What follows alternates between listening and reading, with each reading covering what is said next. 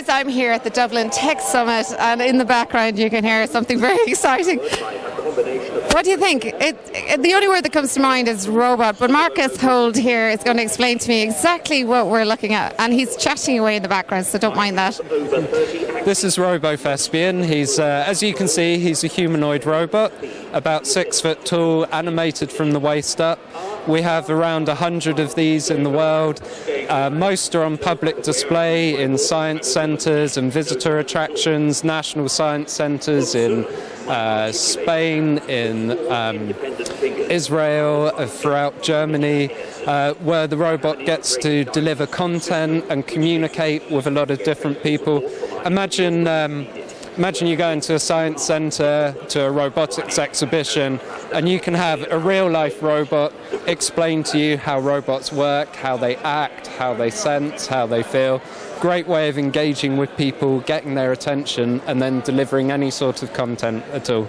This guy might actually take me out of a job if this is what's going to happen in the future. Do you think this is going to impact on the workforce in the future? Because everybody has this conversation at some point where robots are going to do this and we're not going to have a job. And how far away are we from something like this progressing onto a real life situation? Well, if you're here tomorrow, RoboThespian's going to be up in the Prism auditorium as part of a panel.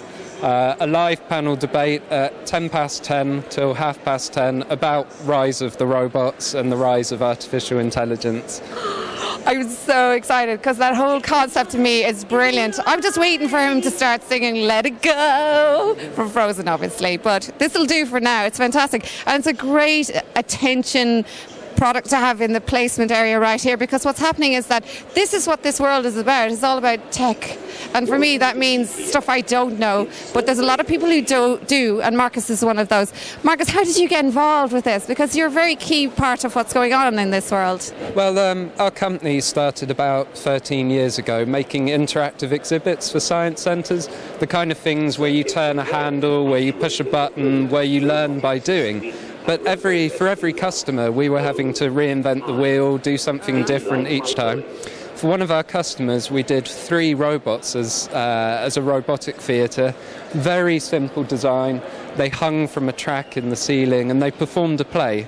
Now, we didn't write the play. The play wasn't the most exciting thing on earth, but people hung on every word because it was robots on stage. And our director, Will Jackson, had a light bulb moment. He thought, well, blimey, if I can make these robots programmable, if I can make them reliable, instead of reinventing the wheel every time to deliver content, I can use the robots instead. Look at the reaction they're getting from people. So for the past 7 years or so, we've focused entirely on the robots. And then in that time, we've added new features. The robots can sense, through sensors, the robots can estimate age, gender, if you're happy, sad, angry, surprised, and respond to that. They can tailor what they say to their audience. For an infrared depth sensor in the chest, the robot can see that this is a person, this is a person, this is a person. You may have noticed as people walk past, the robot looks at them, he's glancing down at us as well. It's very engaging. It's very hard to ignore something that's looking at you, draws you in, and then when the robot sees you in front, that can be a trigger to start talking and delivering content. He could have been very useful yesterday on Valentine's Day. Which would be very interesting. But that's amazing. I mean, technology has just advanced so much these days, and it's quite exciting. I am thinking, my kids are constantly saying they'd love a little puppy dog. Imagine translating this. No cleaning up, no mess. That'd be fantastic.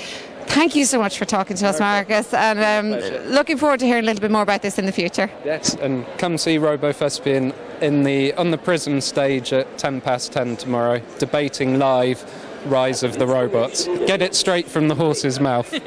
Or the robot's mouth.